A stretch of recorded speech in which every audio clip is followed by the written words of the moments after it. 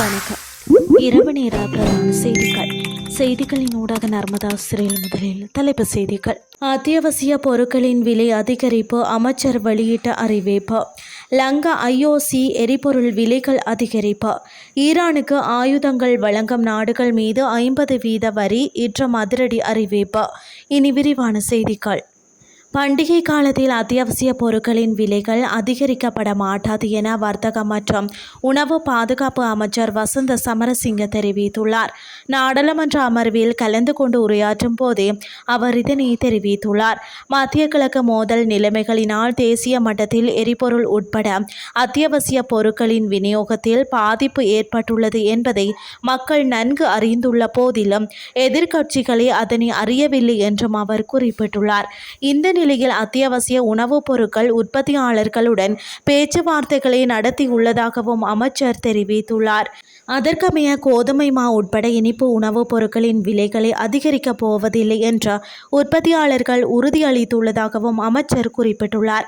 நுகர்வோர் விவகார அதிகார சபை தொடர் தேடுதல் நடவடிக்கைகளை முன்னெடுப்பதுடன் அத்தியாவசிய உணவுப் பொருட்களின் விலைகளை அதிகரிக்காமல் இருப்பதற்கு உரிய நடவடிக்கைகள் எடுக்கப்பட்டுள்ளதாகவும் அவர் குறிப்பிட்டுள்ளார். லங்கா IOC நிறுவனம் பல்வேறு எரிபொருள் விலைகளை இன்று முதல் நடைமுறைக்கு வரும் வகையில் திருத்தி அமைத்துள்ளது.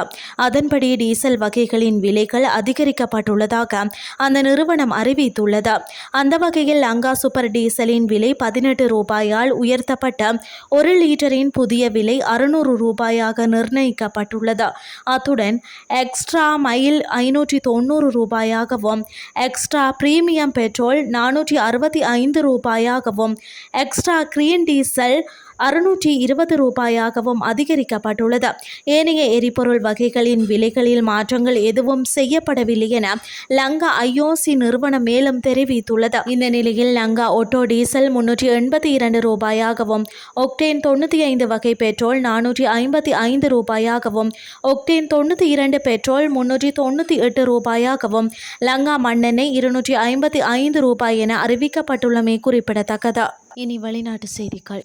ஈரானுடனான மோதலில் 2 வாரங்களுக்கு இருதரப்பு போர் நிறுத்தம் அறிவிக்கப்பட்ட சில மணி நேரங்களுக்கு பிறகு இஸ்லாமிய குடியரசு இராணுவ ஆயுதங்களை வழங்கும் எந்தவொரு நாட்டிற்கும் எதிராக அனைத்து பொருட்களுக்கும் 50% வரி விதிக்கப்படும் என அமெரிக்க ஜனாதிபதி டொனால்ட் ட்ரம்ப் தெரிவித்துள்ளார்.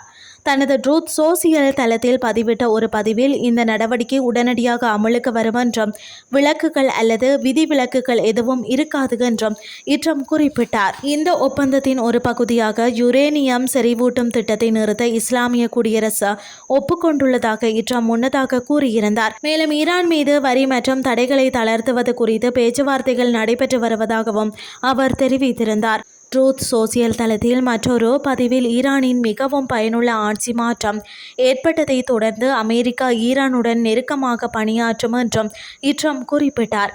ஒரு பரந்த ஒப்பந்தத்தின் பல அம்சங்கள் ஏற்கனவே இறுதி செய்யப்பட்டுள்ளதாக ட்ரம்ப் மேலும் குறிப்பிட்டார். இத்துடன் செய்திகள் யாவும் நிறைவடைகின்றது. அடுத்து காலை 8:30 எதிர்பாருங்கள். நன்றி.